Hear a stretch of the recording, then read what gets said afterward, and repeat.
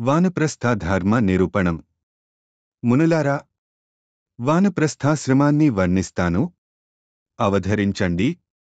వానప్రస్థాశ్రమంలో ప్రవేశించదలుచుకున్నవాడు తన భార్యను తీసుకుని వెళ్ళవచ్చు, లేదా సమర్థుడైన కొడుకుపై ఆమె సంరక్షణ భారాన్ని మోపి వెళ్ళవచ్చు. అంతేగాని ఆమె సంగతి చూడకుండా వెళ్ళరాదు. వానప్రస్థికి బ్రహ్మచర్యం విధాయకం. శృంగారానికి సంబంధించిన ఆలోచన కూడా మదిలో మెదలరాదు. సౌతాగ్నిని గృహాగ్నిని తనతోబాటు వనంలోకి తీసుకుపోవాలి. ఎందుకంటే వనమంటే అడవి. అడవిలోకి పోయి ఆశ్రయాన్ని ఏర్పాటు చేసుకుని శాంతంగా క్షమసహితంగా మనస్సునుంచుకొని అహర్నిశలు దేవోపాసన చేస్తూ జీవించడాన్నే వానప్రస్థాశ్రమం అని వ్యవహరిస్తారు.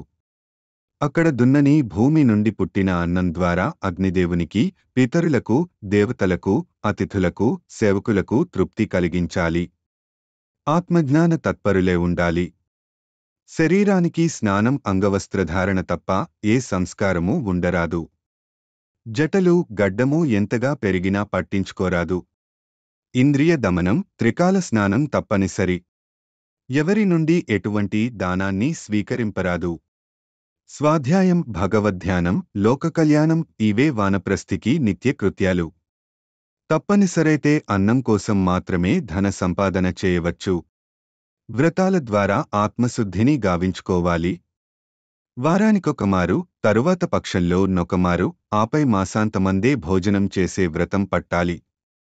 చాంద్రాయణం చేస్తూ, భూమిపై శయనిస్తూ వీలైనన్ని ధార్మిక కృత్యాలను అన్నంతో కాకుండా ఫలాలతో సంకల్పించి నెరవేర్చాలి. గ్రీష్మఋతువులో కూడా అగ్ని మధ్యంలో 4 దిక్కుల అగ్నిని రగిల్చి సూర్యుని 5వ అగ్నిగా భావిస్తారు. ఈ పంచాగ్నుల మధ్యమే పంచఅగ్ని మధ్యం. వర్షాలు పడుతున్నా, మంచు కురుస్తున్నా అరుగుపైనే పడుకోగలగాలి. హేమంతత్తువులో తడిబట్టలు కట్టుకొని జపం, యోగాభ్యాసం చేయాలి. పడకమీద తుమ్మముళ్ళు పరిచిన వానిపై క్రోధంగాని, పాదముల క్రింద ముఖమలు తివాచి పరచిన వానిపై ప్రసన్నతగాని, సర్వాంగాలను చందన చర్చతో నేపిన వానిపై ప్రేమగాని కలుగరాదు. అప్పుడే అతడు ఆమె శుద్ధవానప్రస్థి అయినట్లు భావించవచ్చు. సుఖదుహకాలకతీతులై సర్వసంగ పరిత్యాగులై భగవంతుని వైపు చేసే ప్రయాణంలో చివరిదానికి ముందలి మజలి వానప్రస్థం. అధ్యాయం 102.